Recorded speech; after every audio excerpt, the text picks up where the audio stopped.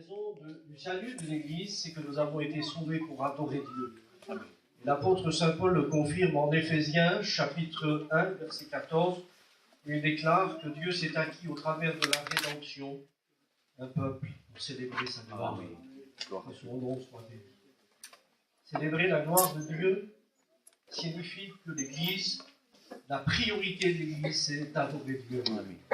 Et nous le faisons au travers de nos chants, nous le faisons au travers du témoignage, au travers de notre service des serviteurs de Dieu.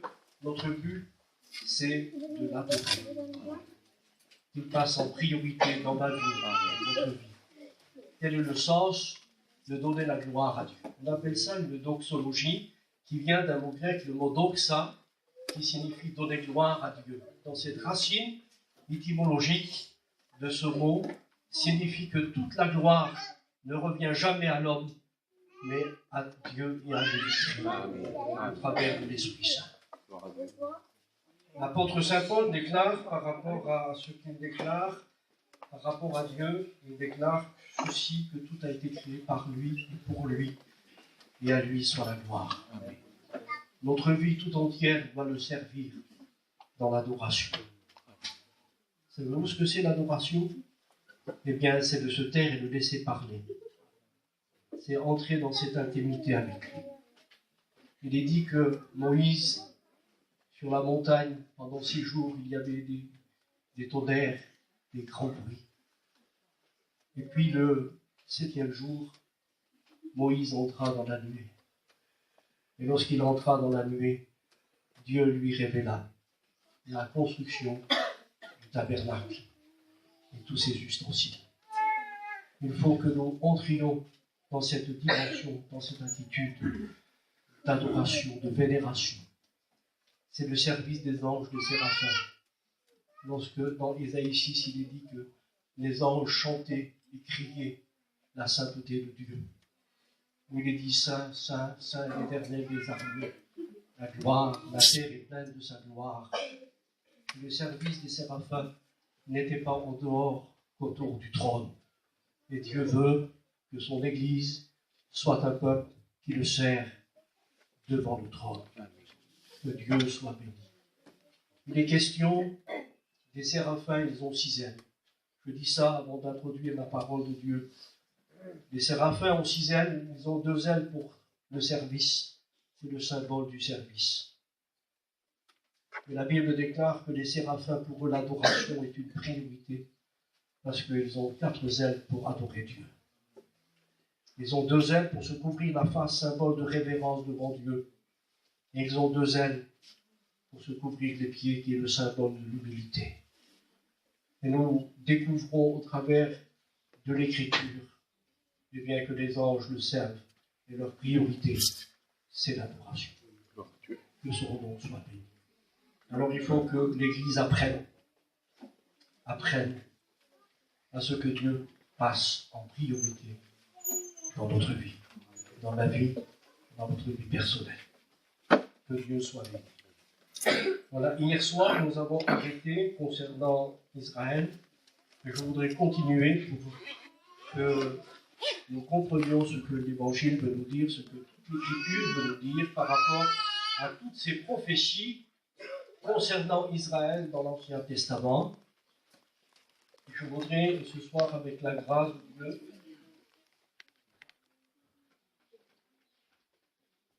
Dieu, parler ce soir par la grâce de Dieu pendant 10 minutes concernant Israël, et je voudrais citer 4 prophéties de l'Ancien Testament parce qu'elles sont importantes, car Jésus a dit concernant les prophéties qu'il y a dans le Nouveau Testament, cette génération qui vivra ces signes, eh bien, ne passera pas jusqu'à ce que tout soit accompli.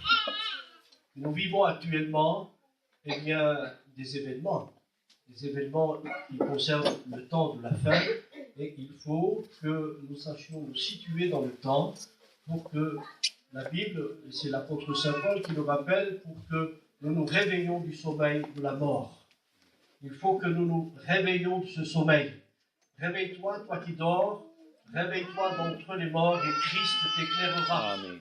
Il faut que notre vision s'élargisse par rapport aux événements que nous vivons aujourd'hui par rapport à Israël et par rapport à la reconstitution de l'Ancien Empire romain, qui est l'organisation de l'Europe aujourd'hui, qui se met en place pour préparer le chemin de l'Antichrist.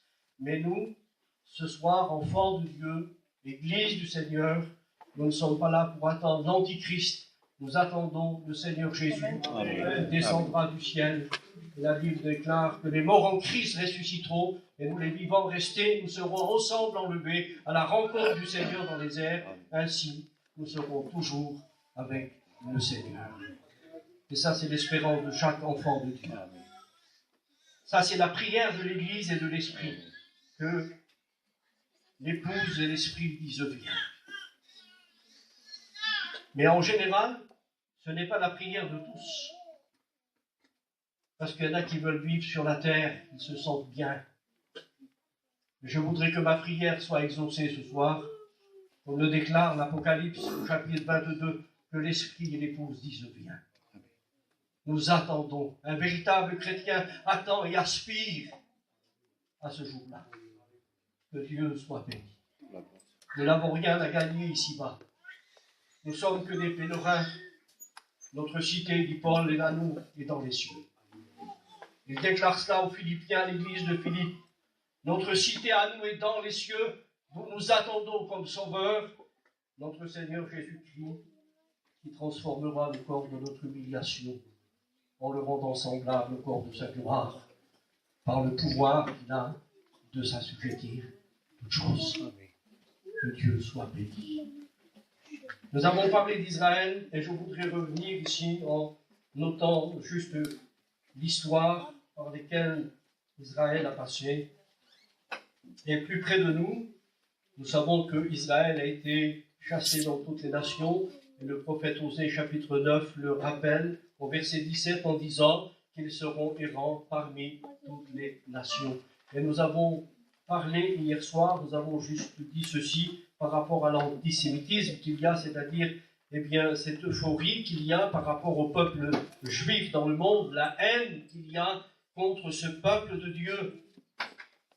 Et ça, c'est marqué aussi dans l'un des psaumes, au chapitre 2 du psaume, où il est dit aussi « Rassemblons-nous et que nous puissions combattre Israël, le peuple de Dieu, et son loin. » Pourquoi cette haine contre le peuple d'Israël? De tout temps, ça n'a pas changé et ça ne changera pas jusqu'à ce que le libérateur vienne de Sion. Et qu'il apôtre Saint Paul, en Romains 11, lorsque le libérateur viendra de Sion et lorsque Jésus posera ses pieds sur le mont des Oliviers, alors la Bible déclare que Dieu détournera de Jacob, c'est-à-dire d'Israël, ses impiétés, et là, elle entrera dans le plan définitif de son salut en se convertissant à son Messie. Je reviendrai là-dessus tout à l'heure, mais je voudrais dire ceci, en faisant un peu d'histoire, en 1290, en Angleterre, les Juifs doivent être chassés d'Angleterre. Ils doivent choisir entre la pendaison ou la fuite. En Espagne, au temps de l'Inquisition, 300 000 Juifs sont chassés d'Espagne. Plus près de nous, en France, 7 fois, les Juifs ont été chassés de France, pays de terre d'accueil. Et pourtant, l'antisémitisme règne. Que ce soit dans le monde, que ce soit les États-Unis, que ce soit toute l'Europe, il y a un antisémitisme qui règne encore aujourd'hui contre le peuple de Dieu. Car la Bible déclare que Dieu n'a pas abandonné son peuple, qu'il a choisi d'avance. Et ça, c'est Paul qui le rappelle. Dieu n'a pas rejeté son peuple, qu'il a choisi d'avance. Tout à l'heure, nous allons dire aussi quelques mots concernant la différence entre Israël et l'Église. Cette fois, ils ont été chassés de France. Et comme je l'ai dit hier soir, lorsqu'il y a eu la destruction du temple de Jérusalem en 70, une minorité de Juifs ont resté à Jérusalem. Et en 637, Jérusalem fut conquis par les Arabes. Et l'histoire et la Bible nous rappellent que Israël fut déporté dans les nations. Vous serez errants dans les nations. Mais la Bible prévoit, au travers de toutes les prophéties, le retour d'Israël. Ils ont été chassés dans les nations, mais Dieu prévoit la réhabilitation d'Israël dans son pays. Pour accomplir la promesse que Dieu a faite à Abraham en disant « Je te bénirai et je bénirai ta postérité », que Dieu soit béni. Et ce que Dieu a dit ne manquera pas de s'accomplir. Parce que ce que sa bouche dit, son bras l'accomplit. Et nous devons regarder vers Israël, le pays de la promesse, où en 687, les Arabes se sont emparés de Jérusalem. Ils se sont emparés de Jérusalem et par rapport à l'histoire, et nous pouvons le prouver par l'histoire, que la terre d'Israël n'appartient pas aux Arabes ou la Palestine, mais elle appartient au peuple de Dieu, dont la promesse a été faite à Isaac, le fils de la promesse, et à toute sa descendance. Que Dieu soit béni. Il faut que vous sachiez, que nous sachions que Israël, c'est le plan de Dieu. Israël est le plan de Dieu dans l'accomplissement des prophéties de l'Ancien Testament. Et je voudrais maintenant parler de ces 4 prophéties. Au temps de l'Inquisition, si vous prenez l'Église catholique romaine, elle a été toujours le plus grand ennemi d'Israël. Et ça, c'est prouvé même par l'histoire et par la prophétie biblique. Savez-vous que, vous le savez, les anciens qui sont là, lors de la dernière guerre mondiale, qui a commencé en 1939, et qui s'est terminée en 1945, il y a eu, dans cette période de guerre, 6 millions de Juifs qui ont connu le massacre. Et ça, c'était en accomplissement avec la prophétie d'Ézéchiel, où il est question, où Dieu parle à Ézéchiel, tu prendras un rasoir de barbier, et il est question ici d'Israël qui a été disséminé, dispersé. Tu prendras une partie des cheveux que tu jetteras au vent, c'est la dispersion d'Israël. Tu prendras une autre moitié, tu la mettras dans le feu, et ça, c'est des fours crématoires qui sont mis en évidence par l'inspiration prophétique.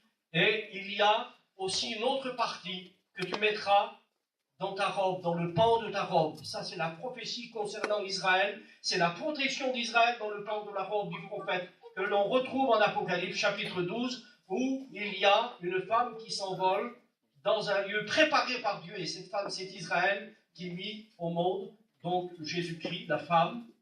Et là, la femme, les catholiques disent que c'est Marie, mais pas du tout, parce que la Bible déclare que Jésus fut enfanté d'Israël et lui-même le juif, mais ce n'est pas Marie, parce que pourquoi? Parce qu'en 1955, il y a eu 2 juifs qui se sont convertis au catholicisme, donc, et qui ont été à l'origine de la création du drapeau européen en 1955. Et ils ont pris des images de Marie, les 12 étoiles, la femme environnée de 12 étoiles, pour essayer de détourner la prophétie biblique. Alors écoutez bien ce que je dis, parce que tout cela est en rapport avec la prophétie. Savez-vous que l'autre jour, avant Noël, avant le jour de Noël, ils ont mis dans une église un sapin, et un prédicateur m'a demandé, mais ça, alors ça, c'est l'étoile de David. Je dis, pas du tout, c'est pas l'étoile de David. L'étoile de David a 6 branches.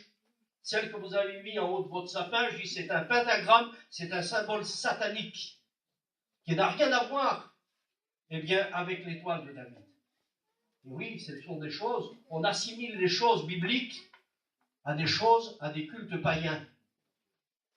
Pourquoi je vous dis cela ce soir? Parce que je vous ai dit hier que le calendrier dans lequel nous sommes est faussé. Et Apocalypse chapitre 1 déclare, et verset 1er, révélation de Jésus-Christ que Dieu lui a montré, ou a montré à ses serviteurs les choses qui doivent arriver bientôt. Et les choses qui doivent arriver bientôt ne sont pas indexées sur le calendrier des hommes parce qu'il est faussé, mais sur le calendrier de Dieu. Que Dieu soit béni. Et bientôt, le calendrier de Dieu va rejoindre le calendrier des hommes. parce que le calendrier des hommes, il est faussé. Et Dieu dit, dans sa parole, au chapitre 1er d'Apocalypse, verset 1er, révélation de Jésus-Christ, qui lui a donné pour montrer à ses serviteurs les choses qui doivent arriver bientôt. Je ne peux pas entrer dans les détails de la mythologie ou des cultes païens concernant justement la naissance de Jésus, qui, selon l'enseignement catholique des théologiens, est né le 25 décembre. Mais le 25 décembre, Jésus n'a jamais été né le 25 décembre. Jésus est né plutôt en arrière-saison, dans le contexte biblique et historique, parce que les bergers étaient encore dans la montagne, et que les bergers, lorsque Jésus est né, étaient dehors. Dans la nuit, ils gardaient les troupeaux, et on les rentrait avant la saison des pluies. La saison des pluies se faisait mi-septembre, mi-octobre. Et pourquoi je vous dis cela? C'est pour vous faire comprendre quelque chose, que l'Église catholique, par le biais des messages ou des enseignements philosophiques, enseignements du paganisme, c'est-à-dire des nations païennes, des cultes païens, et par le biais de l'Évangile, ils ont introduit le mélange du paganisme, des religions païennes, avec le christianisme catholique. Il y a 1 milliard de catholiques dans le monde, 1,4 milliard. Ils ont tous cette appellation de chrétiens. Mais le mot chrétien, ce n'est pas une étiquette. Le mot chrétien, dans son sens étymologique, signifie être loin. C'est ce que ça veut dire, le mot chrétien. Ce n'est pas seulement une appellation ou un nom religieux. C'est une vie qui se vit sous l'onction du Saint-Esprit. Gloire à Dieu. Le mot chrétien signifie être loin. Et la Bible déclare par l'apôtre Saint Jean, il dit ceci, son onction nous enseigne, parce que son onction, c'est la vérité. Que son nom soit béni. Le chrétien, ce n'est pas seulement un nom, ce n'est pas une étiquette. Un chrétien, c'est celui qui est inscrit dans les cieux. Écrit l'apôtre dans le livre des Hébreux, les premiers-nés qui sont inscrits dans les cieux. Les questions ici de la nouvelle naissance. On peut faire plein de baptisés, mais ça ne veut pas dire qu'ils sont inscrits dans les cieux. Il faut passer par le chemin de la nouvelle naissance. L'enseignement de Jésus à Nicodème, lorsqu'il déclara ceci à Nicodème, si un homme ne naît de nouveau, il ne peut entrer dans le royaume de Dieu. Et Jésus ne parlait pas, de changement d'apparence, mais c'était l'intérieur qu'il devait changer. C'était enseigné par Isaïe le prophète dans l'Ancien Testament. J'ôterai leur cœur de pierre et je le remplacerai par un cœur de chair. Que Dieu soit béni. Pour qu'ils comprennent, et jusqu'à maintenant, en tant que nation, Israël n'a pas reçu ce cœur de chair. Elle a été endurcie. La Bible déclare par le prophète qu'ils auront des yeux, ne verront rien. Ils auront un cœur, mais ne pourront pas comprendre. Et vous pouvez noter Ésaïe chapitre 11, verset 29, où il est déclaré par rapport à la révélation qui leur a été cachée à cause de l'endurcissement de leur cœur, à cause qu'Israël s'est détourné de Dieu pour accomplir les cultes païens. Dieu a fait une promesse concernant Israël. Je te chasserai parmi toutes les nations, mais je ne peux pas te juger comme les autres nations. Je te jugerai avec équité. Car Dieu déclare, je ne peux pas te laisser impuni. Et ça concerne toujours Israël. Et je voudrais revenir sur ce que j'ai dit tout à l'heure. Israël, c'est le plan que Dieu chérit. Si les nations rejettent Israël et si les nations haïssent Israël, Dieu aime son peuple. Que Dieu soit béni. Dieu aime son peuple. Et d'ailleurs, nous devrions prier pour le peuple d'Israël. Il y en a qui ne savent pas trop prier, ne savent pas quoi prier. Mais il faut que nous prions pour le peuple de Dieu. Parce que le salut vient des Juifs. Et la promesse que Dieu a faite à Abraham s'accomplira jusqu'à la fin. Israël, en tant que nation, est rejetée, mais elle sera réintégrée, dit Paul, au chapitre 11 de son épître aux Romains. Si Israël est tombé dans l'endurcissement, quelle sera sa réintégration, sinon le passage de la mort à la vie? lorsqu'ils se convertiront tous, quand le libérateur viendra du ciel. Israël se convertira en tant que nation, jamais en tant qu'individu. Car il y a une différence entre Israël et l'Église. Car le mot élu pour Israël signifie choisi, car Dieu, dit Paul, n'a pas rejeté son peuple, qu'il a choisi d'avance. Le mot élu est appliqué à Israël, aux Juifs, mais le mot élu est appliqué aussi à l'Église. Alors, il ne faut pas tout mélanger et mettre tout dans un même sac pour faire la différence entre l'enseignement de saint Augustin qu'on a cité hier, l'amillénariste, c'est-à-dire qu'il n'y a pas de conversion d'Israël et il n'y a pas de millénium, il n'y a pas de reconstruction du troisième temple. Ça, c'est l'enseignement des pères de l'Église, mais notre enseignement à nous n'est pas basé sur l'enseignement des pères de l'Église, mais sur l'Écriture sainte, dont l'apôtre saint Paul répond à cette demande. En Éphésiens chapitre 2, verset 20, que l'Église a été fondée sur l'enseignement des apôtres et des prophètes, Jésus-Christ lui-même étant la pierre angulaire. Jésus est le fondement ultime de cet enseignement. Que Dieu soit béni. Et Dieu nous assimile et nous rend participants de cet enseignement, parce qu'il a donné à l'Église les ministères. Selon Éphésiens chapitre 4, verset 11, Jésus-Christ a donné les ministères à son Église. Et pourquoi il a donné ces ministères à son Église? C'est parce que Dieu nous rend participants de son enseignement. L'enseignement que nous avons rappelé hier de Dieu, l'enseignement de Jésus, l'enseignement du Saint-Esprit. Il n'y a pas de divergence. Il n'y a pas d'incohérence entre l'enseignement du Père, du Fils et du Saint-Esprit, et il ne doit pas y avoir d'incohérence entre l'enseignement des serviteurs de Dieu enrôlés dans le ministère pour conduire et orienter l'Église dans la direction de la volonté de Dieu. Il faut que nous ayons et que nous maintenions ce même enseignement. Amen. Amen. Car celui qui va au-delà, dit l'apôtre Jean, de cet enseignement, ne demeure pas en Dieu, ne demeure pas en Dieu. Il faut que les serviteurs de Dieu veillent sur l'enseignement.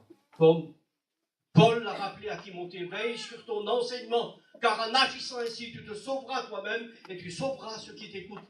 Ça voulait dire ce que ça voulait dire. Si Timothée sortait de l'enseignement de l'Écriture, il se perdait, et il perdait ceux qui l'écoutaient.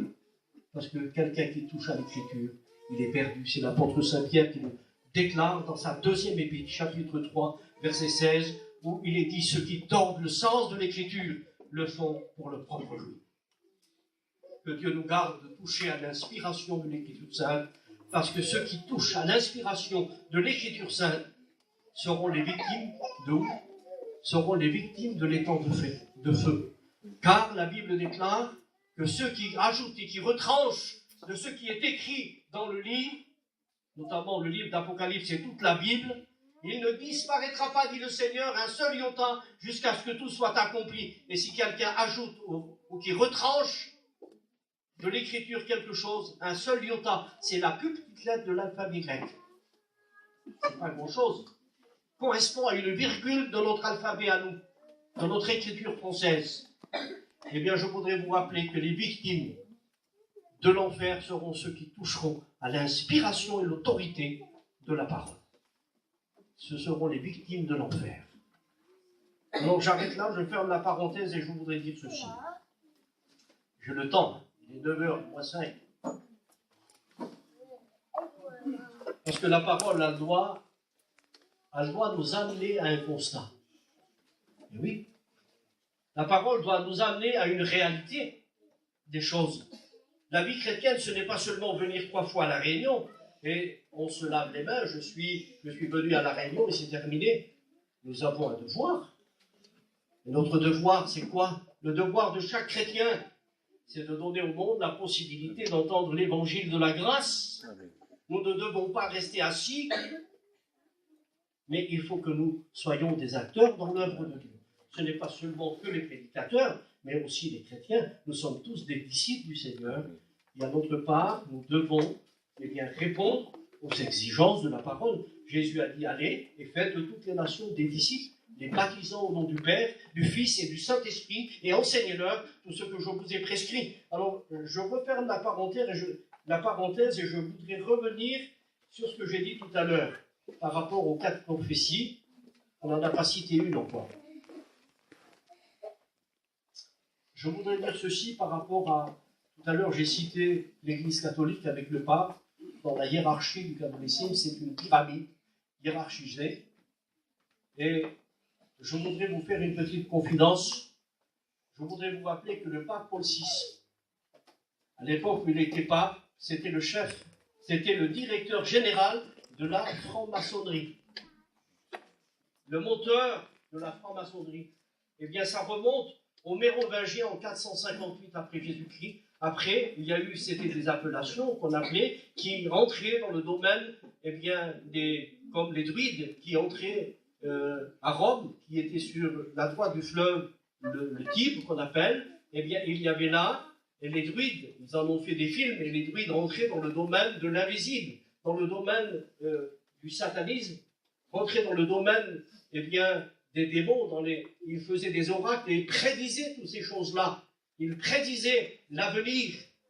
Et c'est de là qu'est sorti, dans l'étymologie du mot du Vatican, le mot Vatican, qui est une racine latine du mot vaticinia, qui signifie incantation, divination, sorcellerie. Et nous avons là la base même de la franc-maçonnerie, qui gouverne le monde aujourd'hui, qui gouverne les États entiers, des hommes qui sont, c'est des sociétés secrètes, mais aujourd'hui, eh bien, ils se révèlent petit à petit. Mais je voudrais vous rappeler que l'Église catholique est dans le collimateur, justement, parce que savez-vous que le plus grand ennemi du peuple juif, c'est l'Église catholique. Le plus grand ennemi de l'Église catholique, eh bien, les plus grands ennemis des Juifs, ce sont les catholiques. Je ne vais pas vous parler de l'histoire de la papauté, ce serait trop long, mais je voudrais vous dire ceci. Frères et sœurs, qu'elle se revendique du christianisme, mais jamais elle n'a été aussi antisémitiste, cette grande église qui se dit être la véritable église. Un jour, un catholique m'a téléphoné, on lui a donné mon téléphone, et puis il m'a parlé du Vatican. Je lui ai dit, savez-vous ce que ça veut dire le mot Vatican? Il dit non, alors vous parlez de quelque chose que vous ne savez pas. Et je lui ai dit ce que ça voulait dire le mot Vatican. Ça signifie incantation, divination, sorcellerie. Parce que c'était là où il y avait les oracles qui étaient prédits par les druides. Alors, je ne voudrais pas aller trop loin dans ce domaine, mais je voudrais vous rappeler ceci. Que l'Église est le corps du Christ. Amen. C'est Jésus qui l'a déclaré. Et Dieu l'a donné comme chef suprême à l'Église. Savez-vous que dans l'enseignement catholique, le pape est le chef de l'Église, il a pris la place de Dieu. Dans quel sens il a pris la place de Dieu? Eh bien, les théologiens catholiques se sont servis de l'Écriture. Ils se sont servis de Colossiens, qui rappelle, ou Paul rappelle que Jésus-Christ est la tête de l'Église et que nous sommes son corps. Et ils ont dit que lorsque le Christ, parce que le diable se sert de la vérité pour introduire l'erreur, il aime le mélange, la contrefaçon. C'est ce que l'apôtre Saint Paul écrit en 2 Corinthiens chapitre 2, verset 17, où il déclare « Nous ne falsifions point la parole comme font plusieurs ». Et là, dans le texte grec, c'est le mot « kapeléou » qui signifie « donner ou faire entrer une contrefaçon par le biais de la vérité ». C'est ce que veut dire le mot « falsifier » l'écriture. C'est donner un sens pour introduire l'erreur. Eh bien, c'est ce que le diable a fait. Il s'est servi toujours de la vérité pour introduire l'erreur. Et c'est ce qu'a fait l'Église catholique. Tous les docteurs, les faux docteurs dont parle l'apôtre Saint Paul, les faux docteurs, les faux apôtres, il y en a. Mais nous voulons rester, nous, dans le collimateur de l'Écriture sainte. Amen. Que Dieu pourrait être orienté continuellement sur la base de la vérité sur laquelle notre foi repose. Alors, je voudrais vous dire ceci, il faut que nous comprenions quelque chose, c'est que l'Église catholique s'est servie de la Bible pour dire que Jésus est monté au ciel et que l'Église était sans tête. Elle n'avait plus de direction. Et puis ils ont dit parce que l'Église n'a plus de tête, il faut lui imaginer une tête. Alors cette tête, c'est qui est venu se superposer sur le corps du Christ, comme eux le disent, c'est le pape qui a pris la place de Dieu. Vous savez-vous comment s'appelle ça? Il y a une appellation pour cela. Le mot vicaire. Et le premier pape qui s'est revendiqué être le vicaire de Dieu, c'était Innocent III, en 1198. Il a dit, je suis le vicaire de Dieu. avec la même autorité et avec le pouvoir de pardonner les péchés. N'est-il pas là l'esprit de l'Antichrist?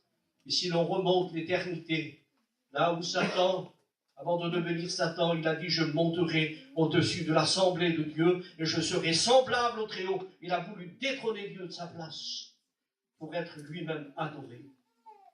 Et la Bible déclare qu'il a été précipité dans des abîmes des ténèbres, déclare l'épître de Jude. Et la Bible déclare ceci. En Ézéchiel, chapitre 28, verset 18, déclare « Je fais sortir de toi, dit Dieu, un feu qui te dévore ». Nous avons là l'origine de l'enfer, bien que le mot enfer n'existe pas dans la Bible. Il a été donné au Moyen-Âge par l'Église catholique, mais la pensée et l'enseignement y est par l'expression la seconde mort, les temps de feu. Tous ceux qui ne furent pas écrits dans le livre de vie furent jetés dans les temps de feu et de soufre, où sont la bête et le faux prophète. On pourrait parler de toutes les victimes de l'enfer, mais le temps nous manque. Mais je voudrais vous dire ceci, que le pape a pris la place de Dieu. Il a pris la place du Seigneur Jésus pour conduire et être appelé le chef de l'Église. Alors que Paul déclare que Dieu lui-même, le Père, a donné comme chef suprême Jésus-Christ à son Église. Éphésiens chapitre 1, verset 22. Il l'a donné comme chef suprême à son Église, dont il est le Sauveur. Que son nom soit béni. Et dans le mot vicaire signifie remplaçant de Dieu sur la terre. Vous savez que dans l'histoire, le siège du Vatican fut transféré à Avignon, à ce qu'on appelle la cité des papes, Avignon. Sous l'autorité du roi de France, Philippe le Bel, il a fait au XIIIe siècle transférer le siège du Vatican à Avignon, et pendant 70 ans, l'Église catholique fut dirigée à partir des papes d'Avignon, sous l'autorité du pape Clément V et Grégoire XII. Il y avait 5 papes qui se sont succédés pendant 70 ans. Pourquoi je vous dis cela? Parce que l'Église catholique déclare que depuis l'apôtre Saint-Pierre, le premier pape, il n'a jamais manqué de pape sur le siège du Vatican à Rome. C'est faux dans l'histoire, on peut les démolir. En plus avec la parole de Dieu. Il n'y a pas de hiérarchie dans les apôtres apostoliques. Il n'y avait pas de hiérarchie apostolique. L'apôtre Pierre était ancien comme eux, moi ancien comme eux. Et dans l'épître de Jacques, il se présente en 3e priorité. Il passe en 3e. Le premier concile de Jérusalem, si c'était Pierre qui était un pape, il aurait dû donner la décision du concile d'Acte 15 où les anciens se sont réunis. Parce que on voulait, que les païens soient judaïsés. Et puis les anciens se sont rencontrés et celui qui a donné la décision du concile, ce n'était pas Pierre, mais le pasteur de Jérusalem qui était Jacques, le frère du Seigneur. Oui. Avec la Bible. Parce qu'avec la Bible, quand on connaît la vérité, on démolit l'erreur. Que Dieu soit béni. Vous avez vu, les douaniers, ils connaissent tellement le véritable la contrefaçon, ils la connaissent sur les bouts des doigts. Quand on connaît la vérité, on démonte l'erreur. Que Dieu soit béni. Et nous voulons, ce soir, par la parole de Dieu, ce qui nous demande raison, dit Paul, de l'espérance qu'il y a en nous, que nous soyons prêts à le réfuter. Que Dieu soit béni. Donc, je passe aux prophéties, j'arrête avec ça. Il y a une prophétie dans Ésaïe, chapitre Ésaïe 66, verset 8.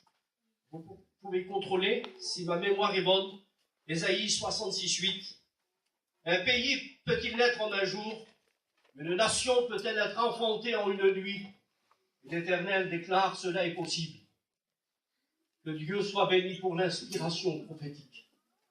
Un pays peut-il naître en un jour? Une nation peut-elle être enfantée en une nuit?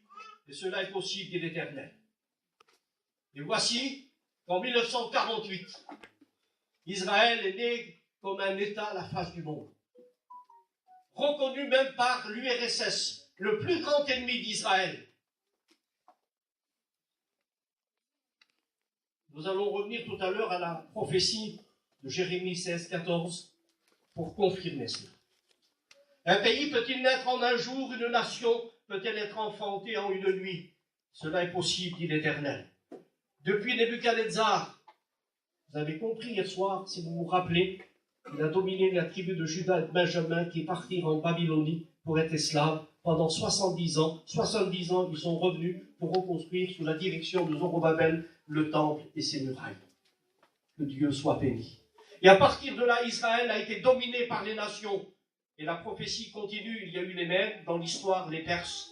Il y a eu, aussi Alexandre le Grand, le grec, Alexandre le Grand, qui est typifié par la rapidité du léopard dans la prophétie d'Ésaïe. Et ensuite, après Alexandre le Grand, il y a eu le 4e empire dont parle la statue de Daniel. Et puis, cet empire-là, c'est l'empire de Rome, qui a annexé l'empire de la Palestine en 65 avant Jésus-Christ. Et avant que Jésus ne soit né, ça faisait 65 ans que les Romains, l'empire de Rome, dominait Israël. Et à partir de là, Israël a été toujours sous l'autorité des nations. Il y a eu aussi, en Angleterre, il y avait un foyer en Angleterre, sur Lord Balfour, en 1917. Il y avait toujours, l'autorité, des nations contre Israël. Mais voici que la prophétie devait s'accomplir, et la Bible déclare, par la prophétie d'Ésaïe 66:8, il déclare un pays. Peut-il naître en un jour? Peut-il être enfanté en une nuit? Même la nuit est précisée par le prophète. Parce que la Bible est inspirée. Et dans la nuit du 14 mai 1948, Israël est né comme un État à la face du monde. La prophétie d'Ésaïe venait de s'accomplir. Il a fallu attendre 3000 ans pour que la prophétie s'accomplisse. Israël est né à la face du monde, avec son drapeau, avec son parlement qui est la Knesset aujourd'hui, indépendante. Que Dieu soit béni. Amen. Et ça, c'était la prophétie que prévoyait le prophète Ésaïe. Que Dieu soit béni. Et nous disons Amen à la parole de Dieu. Il y a une autre prophétie, le psaume 122, verset 3. Jérusalem, Jérusalem, tu es bâtie comme une ville dont les parties sont liées ensemble. Et à partir de 1967, la guerre des 6 jours, Israël a remporté la victoire sur les pays arabes qui l'ont entouré. Un petit nombre Israël, mais la main de Dieu conduit Israël. Et la Bible déclare que Moshe Dayan, le général de l'armée israélienne de ce temps-là, le Moïse de ce temps-là, le mot Moshe signifie Moïse, il sépara, il a fait tomber le mur qui séparait Jérusalem-Est avec Jérusalem-Ouest. Et la Bible déclare, et l'histoire aussi déclare que Jérusalem devait être une ville bâtie, dont les parties sont liées ensemble. Que Dieu soit béni.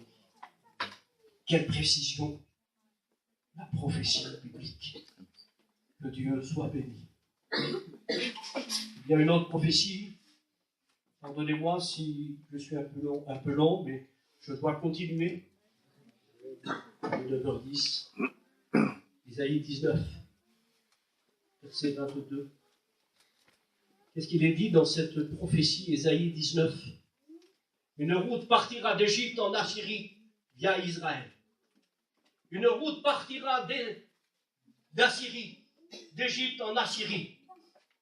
Mais la voie prophétique, c'est Jérusalem. Et aujourd'hui, ce n'est pas possible. Avec les problèmes israélo-arabes concernant l'héritage des terres. Parce que dans le Coran, savez-vous que les Arabes disent que Israël ou la Palestine leur appartient. Et que le fils de la promesse, le premier-né d'Abraham, était Ismaël. Mais il n'était pas, selon la prophétie, le fils de la promesse, c'est Isaac. Le premier-né, bibliquement parlant, c'est Isaac, et pas Ismaël, parce qu'il est issu de la femme esclave, Agar. La Bible déclare que le fils de la femme libre, Sarah, n'héritera pas avec le fils de la femme esclave. Savez-vous pourquoi? Parce que cette terre-là n'appartient pas aux Arabes, elle appartient à Israël, elle appartient du fleuve, l'Euphrate.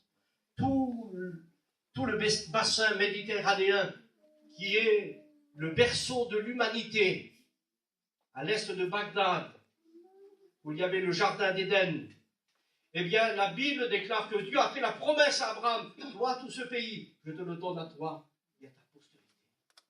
Que Dieu soit béni. Alors, le texte d'Ésaïe 19, verset 22, si ma mémoire est bonne, déclare ceci. Une route partira d'Égypte en Assyrie via Israël. Et ce contrat a été signé. Savez-vous quand? En 1980. Pas loin de chez nous, hein. C'est pas très loin dans le temps. En 1981, cette signature a été signée par Anwar el-Sadat et le Premier ministre israélien. La moitié de la route a été signée. Mais l'autre moitié sera signée quand le libérateur viendra de Sion. Parce que la Bible déclare que toutes les nations viendront à Jérusalem et la prophétie prévoit la conversion des Égyptiens. Il est dit que l'Égypte et la Syrie seront mon peuple, ils se convertiront à l'Éternel. Et ça se fera dans le règne millénaire où Jésus-Christ sera appelé le prince des rois de la terre, selon Apocalypse chapitre 1, à partir du verset 5 jusqu'à 9. Il sera appelé le prince des rois de la terre, et quand il est question ici dans l'étymologie du mot, c'est le mot archon en grec qui est employé, ce qui signifie le souverain chef. Jésus dominera avec Israël dans le monde, sur le monde entier. Aujourd'hui, les hommes des nations se convertissent au christianisme durant le temps de la grâce, mais au temps du Messie, dans le millénium, les nations se convertiront au messianisme. Que Dieu soit béni. Ils se convertiront à l'Éternel. Même les musulmans connaîtront le vrai Dieu d'Israël. Connaîtront notre Dieu, parce que nous connaissons aussi le vrai Dieu. Que Dieu soit béni. Israël, avec les nations, fera la plus grande évangélisation des nations. Que Dieu soit béni. Il est dit dans une prophétie que 10 hommes des nations se pencheront sur le bas de la robe d'un juif. 10 hommes. Et ils diront, nous voulons aller avec vous à Jérusalem parce que nous savons que votre Dieu est le véritable Dieu.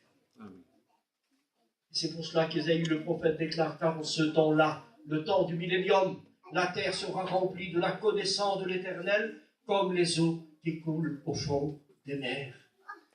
La terre sera remplie de la connaissance de l'Éternel. Que son nom soit béni. Alors je passe, il est 9h15. On dirait que le temps passe pas vite ce soir. Troisième prophétie, non, quatrième. Jérémie 16, 14. Qu'est-ce qu'il est dit dans Jérémie 16, 14? On ne dira plus l'Éternel est vivant, lui qui a fait monter son peuple du pays d'Égypte, mais on dira l'Éternel est vivant parce qu'il a fait monter son peuple du pays du septentrion. Si l'on prend une carte géographique, le septentrion désigne le nord par rapport à Israël. C'est l'ancienne URSS, l'ennemi juré du peuple de Dieu, le peuple juif. Savez-vous qu'à l'époque, avant que le mur de Berlin s'écroule, il y avait 3 500 000 juifs en URSS, le même nombre qu'il y avait en Égypte, au temps de Pharaon. Et à partir de là, lorsque le mur de Berlin s'est écroulé en 89, c'est pas loin de nous, hein, il y avait Abraham là-bas. Il y avait Bayoum. Il y avait le petit Jim d'Abbeville. Ils étaient en Pologne. Et de la Pologne, en 89, ils sont venus juste au moment où le mur de Berlin s'est écroulé. Ils ont même, eux, cassé avec des marteaux, des masses. Ils ont cassé eux-mêmes le mur. Ils ont pris des photos, ils se sont filmés. Eh bien, en 1989, il y a eu un bouleversement mondial par rapport à la politique, où le communisme s'est écroulé. Savez-vous pourquoi? Parce que derrière cela, il y avait la main de Dieu. Et à partir de là, lorsque le mur de Berlin s'est écroulé, lorsque le communiste s'est effondré, parce que personne n'avait le droit de passer le mur, interdit, il y en a qui ont essayé de passer le mur de Berlin, et bien dès que quelqu'un pouvait le passer, il était mitraillé par des miradors. Personne ne pouvait passer ce mur-là, le mur de Berlin. C'était l'Allemagne de l'Est qui était séparée d'avec l'Allemagne de l'Ouest. Et donc, à partir de là, Gorbatchev, président de ce temps-là, grand ennemi d'Israël, avait signé des centaines de visas pour que Israël retourne le peuple juif dans leur pays. Et ça, c'est la prophétie inspirée de Jérémie, chapitre 16, verset 14. Que Dieu soit béni. Des centaines de visas ont été donnés. Mais il y a encore des Juifs en URSS. Mais Dieu déclare dans la prophétie d'Ézéchiel, vous le lirez, chapitre 38, 39. Je ne laisserai aucun d'eux dans les nations. Je les rassemblerai et je les ramènerai dans le pays de leur père, que j'ai juré de donner à Abraham. Quelle précision, l'Écriture sainte. Et ceux qui ne veulent pas croire à Dieu, eh bien là, ils ont la preuve que Dieu existe et que vous devez le recevoir ce soir comme votre sauveur personnel.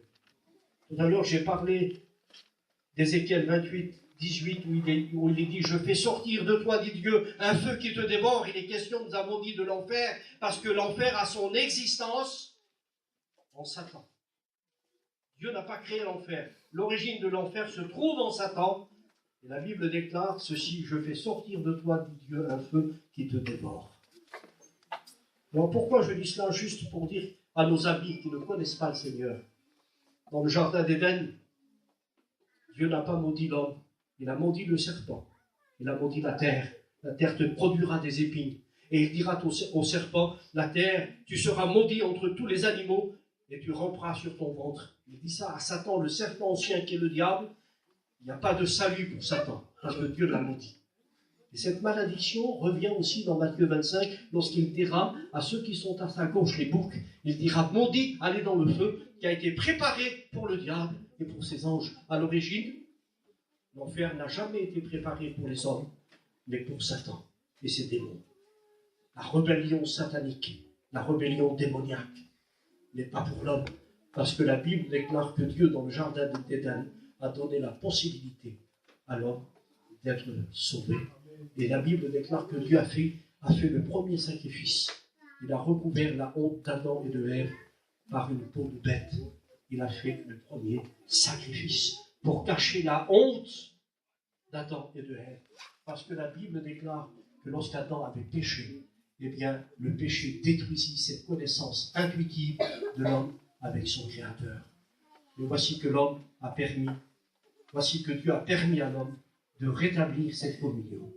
Que Dieu soit béni. Dieu aime sa créature, il vous aime ce soir, et il ne veut pas que vous alliez dans cet endroit qui est réservé pour le feu, qui est réservé pour le diable et ses démons, mais cela sera réservé à tous ceux qui auront méprisé la grâce de Dieu et qui auront rejeté son sacrifice. Alors Jésus a dit, je suis le chemin, la vérité et la vie, et ne le vient tout père que par moi. Amen. Ce soir, si vous voulez être sauvé, eh bien, n'essayez pas d'être sauvé par vos bonnes œuvres. N'essayez pas d'aller au ciel par ce que vous faites.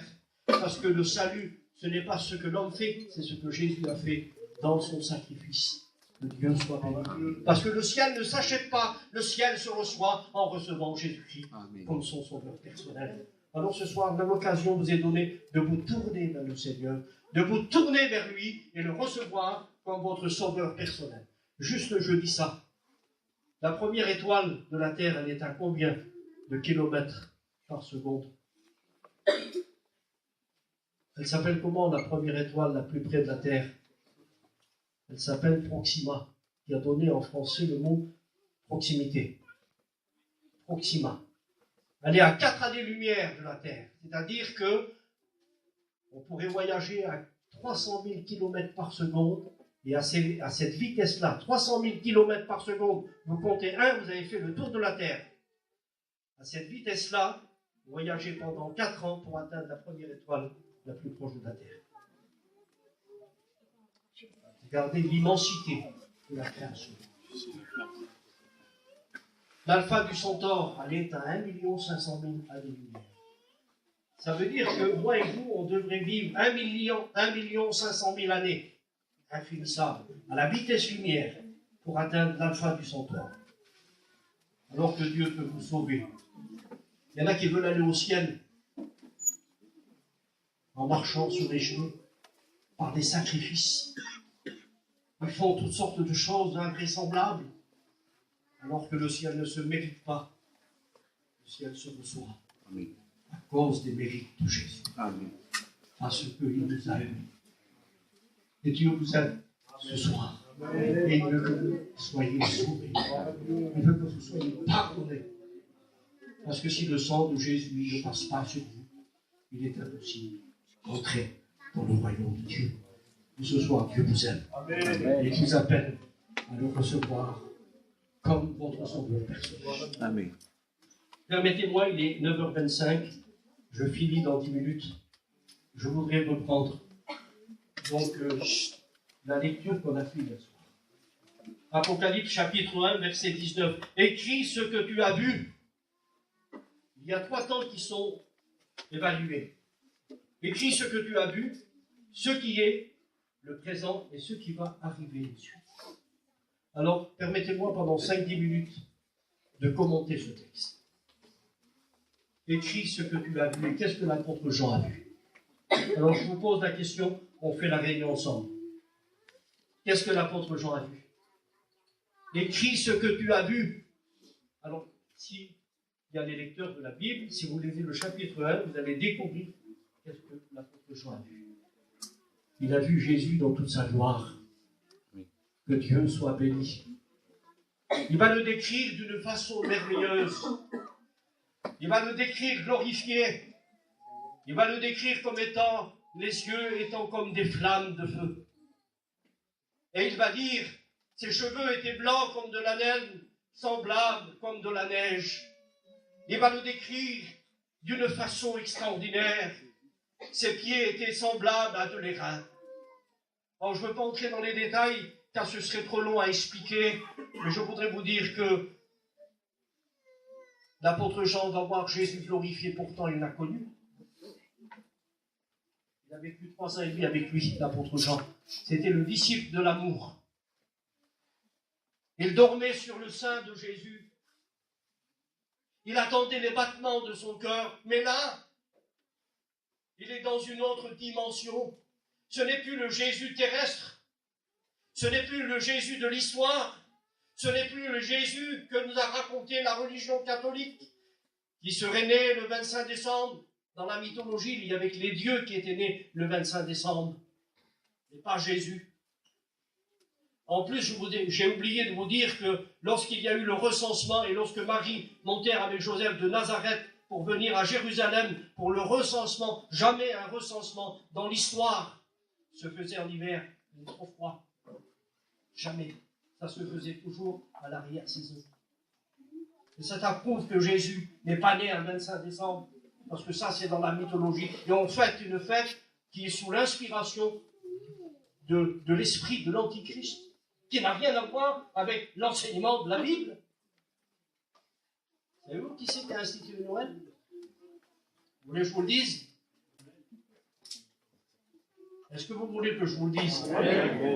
Alors, c'était en 354. C'était Jules Ier, l'évêque de Rome, Jules Ier. Alors, les catholiques disent que c'était le pape Jules Ier, mais la papauté n'existait pas. Dans l'histoire, on peut le trouver. Le premier pape a été Léon Ier le Grand en 440. Son pontificat dura de 440 à 460. Donc pendant 20 ans. Le premier pape, Léon Ier le Grand. Et ça, on peut le trouver dans l'histoire. Et ça démolit la prétention de l'enseignement des catholiques qui disent que Pierre était le premier pape. C'est faux, complètement faux. Voilà. Je referme la parenthèse. L'apôtre Jean avait vu Jésus. Enfant d'humanité, il était homme comme moi et vous. Il mangeait avec lui, il dormait ensemble avec les apôtres. Il y avait des femmes qui soutenaient Jésus, les apôtres, dans leur déplacement, dans leur ministère. Ils pourvoyaient aux besoins de Jésus. Même l'argent, Jésus en avait besoin.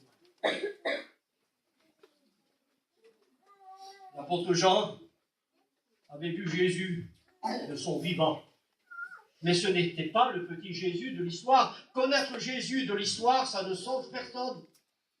L'apôtre Saint Paul, savez-vous ce qu'il va dire? Il a dit, si nous avons connu Jésus selon la chair, nous ne le connaissons plus aujourd'hui de la même façon. Parce que Paul connaissait Jésus. Il y a eu la révélation plus que les apôtres eux-mêmes, parce qu'ils le connaissaient dans la révélation. Connaître Jésus de l'histoire de Bethléem, sa naissance, cela ne vous sauve pas. Ce qui vous sauve, c'est de le recevoir comme votre sauveur personnel. Amen. Que Dieu soit béni. Alors je passe. Il avait vu Jésus, mais là, il le voit dans toute sa gloire glorifiée. Nous n'avons pas vu Dieu. Nous n'avons pas vu non plus Jésus. Nous n'avons pas eu ce privilège que les apôtres ont eu, que l'apôtre Jean a eu. Mais il l'a vu d'une façon extraordinaire. Il a tombé raide mort devant lui. La Bible déclare, parce qu'il était dans toute sa gloire. Parce que Jésus, il est saint. Il est pur. Même dans sa vie terrestre, il était pur. Il n'a jamais commis de péché. S'il y aurait eu une faille dans sa vie, personne n'aurait été sauvé. Mais béni soit Dieu qu'il y a le blanc de son humanité parfaite. Le blanc, qui est le symbole de la pureté, qui était un des rideaux de couleur qui constituait la porte d'entrée du parvis. Le blanc de son humanité. Que Dieu soit béni. Jésus n'avait-il pas dit qu'il me convaincra de péché? Le prince de ce monde n'a rien. Le prince de ce monde n'a rien en moi. C'est nous ce qui rend l'homme vulnérable par rapport à Satan. C'est le péché. Qui le rend vulnérable. Mais le diable n'avait pas de pouvoir sur Jésus. Parce qu'il était sans péché. Que son nom soit béni. Jusqu'à la fin, il a porté nos péchés en son corps sur le bois. Et jusqu'à la fin, il a été le serviteur souffrant et obéissant. Jusqu'à la mort même de la mort. Dieu soit béni. Alors, nous n'avons pas vu Jésus ni Dieu. On peut se faire une idée de ce que Jésus est, parce qu'il était homme. On peut lui donner une caricature. Mais Dieu, personne n'a vu. Dieu le Père. Jésus est venu nous révéler le Père. Celui qui m'a vu a dit, celui qui m'a vu, il a vu le Père. Que Dieu soit béni. Parce qu'il est l'exégèse. Faire une exégèse de la parole signifie mettre en lumière ce qui est caché. Et Jésus déclare en l'évangile de Jean chapitre 1, verset 18, personne ne connaît Dieu, mais le Fils qui est dans le sein du Père, lui, il nous l'a fait connaître. Que Dieu soit béni. Alors je voudrais vous dire ceci. Il n'est pas tard, il est 9h30. Il vaut mieux passer une demi-heure devant la parole que 2 heures devant la télé. C'est beaucoup plus bénéfique. Moïse a dit, je voudrais voir Dieu. Et qu'est-ce qu'a été la réponse de Dieu à Moïse? Qu'est-ce qu'il a dit Dieu à Moïse? L'homme ne peut pas me voir et vivre. C'était la réponse de Dieu à Moïse. Dans l'Ancien Testament, les 70 anciens ont dit, nous avons vu Dieu. Mais ils n'ont pas vu Dieu, ils ont vu la manifestation de sa gloire. Josué, quand il a dit, j'ai vu l'Éternel, mes yeux ont vu l'Éternel, mais c'était une manifestation, on appelle ça une théophanie de Dieu.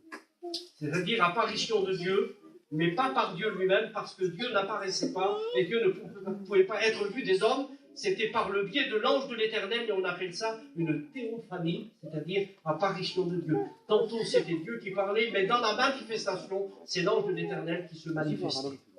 Dans le buisson, qui ne se consumait pas, tantôt c'est Dieu qui parle, tantôt c'est l'ange de l'Éternel qui apparaît. Vous avez compris? Donc on appelle ça une théophanie. Et on peut se faire une idée de Jésus, je le répète, mais de Dieu, personne ne l'a vu, car la Bible déclare que Dieu est esprit, et ceux qui l'adorent doivent l'adorer en esprit. Dieu est esprit, ça veut dire quoi? Alors je vous pose la question. Nous sommes dans la liberté. Là où il y a l'esprit, il y a la liberté. Vous avez droit à la parole. Alors, ça veut dire quoi? Lorsque la Bible dit que Dieu est esprit, est-ce que quelqu'un pourrait répondre? Dieu est esprit. Ça veut dire que Dieu, alors je vais le dire parce qu'on va perdre du temps. Ça veut dire que Dieu est incorporel. Dieu est esprit. Regardez Jésus lorsqu'il fut conduit par le Saint-Esprit dans le désert pour être tenté par le diable. Nous, on n'a jamais vu le diable, hein, ni les démons. Les vieux vers nous, ils disaient avant, ils ont vu le moulon, ils voyaient le diable. C'est fou. C'était des hallucinations qu'ils avaient. Parce que le diable ne peut pas apparaître. Et ni les démons. Ça prouve qu'ils sont limités. Et qu'ils ne sont pas tout le pouvoir. Dieu est tout puissant. Si le diable est puissant, Dieu est tout puissant, Jésus est tout puissant, le Saint-Esprit est tout puissant. Que Dieu soit béni. Mais le diable, il est puissant, mais il n'a rien à faire avec Dieu. Il est limité dans son action, dans sa puissance. Le mot est employé par rapport au texte grec, c'est le mot exousia. C'est-à-dire qu'il est employé pour les hommes et il est employé pour la puissance des ténèbres. Mais la puissance de Dieu, dans le texte original, est employée pour Dieu et pour Jésus dans le mot dynamie. Le mot dynamie qui a donné en français le mot dynamisme. Et le mot dynamie est employé que pour Dieu et pour Jésus, dans sa toute puissance. Que Dieu soit béni. Et c'est pour cela que Jésus a dit à ses disciples, ne partez pas de Jérusalem jusqu'à ce que vous soyez remplis de la puissance qui vient d'en haut et vous serez mes témoins. Vous recevrez non pas une puissance, c'est marqué comme ça dans notre version, mais dans le texte original, c'est vous recevrez de la puissance. C'est pas une puissance, le Saint-Esprit. Ça reviendrait à l'enseignement des témoins de Jéhovah qui disent que le Saint-Esprit est une force active de Dieu, une puissance. Donc, l'Évangile nous rappelle, et l'enseignement biblique nous dit que Jésus-Christ est une personne réelle et qu'elle est la troisième personne de la divinité, parce que le Saint-Esprit a des attributs semblables à celles d'une personne. Il parle, il envoie. Oui, il parle, il envoie, il avertit, on peut l'attrister. Tout ça, ce sont des attributs qui sont liés à la personnalité du Saint-Esprit. Je vais aller plus loin dans ce sens-là pour prouver la personnalité du Saint-Esprit. Mais je voudrais juste rappeler ceci ce soir, frères et sœurs, que Dieu, nous n'avons jamais vu. Ça me dépasse sûrement à vous aussi. Dieu est esprit. Et Jésus va le confirmer à ses disciples après sa résurrection. Lorsqu'il était en train de marcher sur le lac, les disciples ont cru encore là voir un fantôme. C'était des gitans peut-être. Ils avaient peur du mouveau. Oui. Ils ont cru voir un fantôme, ça existait à cette époque-là. On croyait aux fantômes. Et puis Jésus s'est approché d'eux et il leur a dit, rassurez-vous, c'est moi. Il a dit, regardez, un esprit n'a ni chair ni os comme vous voyez que j'ai. Donc Jésus va confirmer ce que la Bible déclare, parce que lui-même est la parole. Il a dit, Dieu est esprit. Mais quelle promesse merveilleuse, frères et sœurs, de savoir que l'Église que nous sommes, ses serviteurs, Apocalypse chapitre 22 déclare ceci, ses serviteurs verront sa face. Amen. Dieu soit béni. Nous le verrons. Comment devons-nous le voir? Il faut que ce qui est partiel dit Paul, 1 Corinthiens, chapitre concernant la résurrection, 1 Corinthiens 15, 51, quand on prend 1 Thessaloniciens chapitre 4, verset 13 à 16, il est question de la résurrection. Je n'ai pas le temps de parler des deux résurrections, mais il est question que quand ce qui est partiel, dit Paul, disparaîtra, c'est-à-dire les choses visibles que l'on voit, ceux qui sont palpables, avec les mains, eh bien la Bible dit par Paul, lorsque cela sera manifesté, lorsque les choses partielles disparaîtront, alors viendra ce qui est parfait, et la perfection. Nous l'atteindrons dans la résurrection, ou un changement pour les vivants lors de l'enlèvement de l'Église. On appelle ça une métamorphose, un changement des vivants. Eh bien, les morts en Christ ressusciteront, et la Bible déclare par Paul, quand ce qui est partiel disparaîtra, alors viendra ce qui est parfait, et nous le verrons tel qu'il est. Que Dieu soit béni. Ses serviteurs verront sa face. Que Dieu soit béni. Alors, juste 5 minutes, il est moins bien, même pas tout à fait. Écris ce que tu as vu, le passé, le présent. C'est quoi le présent? C'est le temps de l'Église. Le temps de l'Église qui est né à la Pentecôte au printemps de l'an 33 et qu'elle se terminera à l'enlèvement d'Église. Ce qui est, c'est le temps de l'Église. Et dans le temps de l'Église, il faut que nous fassions ce que l'Évangile nous dit de faire, évangéliser, sauver les âmes. Ça fait partie du royaume de Dieu. Jésus prêchait et il disait le royaume de Dieu est proche. Et Jésus, Jean le Baptiste aussi, prêchait le royaume de Dieu. Et Jésus disait dans son message, il disait, voici le royaume de Dieu est au milieu de vous. Mais le texte original dit, il n'est pas au milieu de vous, il est en vous. Parce que ne pouvait pas être dans les pharisiens, c'était des hypocrites. Quand il s'adressait aux pharisiens, il disait le royaume de Dieu est au milieu de vous. Mais le texte fidèle de Jean, c'est le royaume de Dieu est en vous. Il ne pouvait pas être dans les pharisiens. Parce que les pharisiens, eh bien, Jésus donne un enseignement concernant eh bien, le levain des pharisiens. C'était l'hypocrisie, les faux docteurs, le faux message. Jésus a dit, faites ce qu'ils disent, mais ne faites pas ce qu'ils font. Parce qu'ils disaient, mais ne faisaient pas. Ils ne vivaient pas l'évangile, ils ne vivaient pas la loi. Et nous, ce soir, nous devons vivre la Bible. Amen. Et si nous voulons qu'elle produise du fruit en nous, il faut que nous la vivions, pas seulement l'en parler, mais la vivre et l'accomplir dans notre vie. Et je termine, et on continuera demain sur les choses qui doivent arriver bientôt. Que Dieu soit béni. Juste ça, avant de terminer, nous allons prier.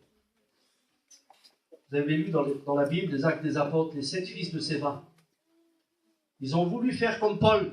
Et il y en a plein qui veulent faire comme les autres. C'est ça l'embêtant. C'est quand on veut imiter quelqu'un d'autre que ça ne marche pas. Ils ont voulu imiter Paul. Et les démons qui étaient dans cet homme, il était possédé, car le mot quelqu'un qui est possédé, il est à l'intérieur possédé par les démons, les esprits impurs. Eh bien, quand cet homme a voulu chasser les démons comme Paul faisait, les 7 fils de Séva, c'était des ambulants. Il le faisait sûrement, il devait le faire pour avoir un gain. Derrière cela, il y avait un gain. Il y en a plein qui prêchent l'évangile, puis Paul, pour un gain. Les autres les prêchent l'évangile par esprit de dispute. Les uns prêchent l'évangile par pleine gloire, mais ils recevront leur récompense eux-mêmes. Eh bien, les 7 fils de Séva ont voulu chasser d'un homme les démons. Et ils ont dit, mais nous connaissons Paul et le nom que Paul prêche. Parce que Paul vivait ce qu'il disait. Lui-même, il l'avait dit aux Corinthiens, les preuves de mon apostolat ont éclaté parmi vous. Parce qu'il était recommandable. Recommandable. Ce n'est pas celui qui se recommande lui-même, dit Paul, mais celui que l'Éternel ou que le Seigneur recommande, qui est approuvé par Dieu. Que son nom soit béni. Alors, ces 7 fils de Séva qui ont voulu chasser les démons de cet homme, ils ont été roués de coups. Ils sont partis tous les deux, déshabillés. Parce qu'ils n'avaient que le nom de Jésus dans la bouche, mais ils ne le vivaient pas ici. Ce qui est important, ce n'est pas de parler de Jésus, c'est vivre sa vie. Il nous a montré l'exemple, que nous suivions cette grâce pour que nous arrivions à son niveau à lui. Que Dieu soit béni. On prie le Seigneur. Notre Dieu, nous rendons grâce. Merci pour cet évangile de Dieu. Cet évangile qui est l'évangile de la grâce qui nous a été donné pour proclamer le royaume de Dieu. Nous savons que le royaume de Dieu se manifestait dans le ministère de Jésus. Lorsque les malades étaient guéris, lorsque les démons étaient chassés des corps, cela faisait partie du royaume de Dieu qui est venu, oui, avec sa puissance, pour chasser les ténèbres. Nous te remercions, Seigneur. Bénis cette soirée, que ceux qui ont écouté ta parole et ceux que je n'ai pas pu faire comprendre, que le Saint-Esprit, qui inspire la parole et qui inspire nos cœurs, nous rende capables de comprendre ta parole et de la vivre, et de la mettre en pratique. Merci, Seigneur. Et à toi toute la gloire. Amen.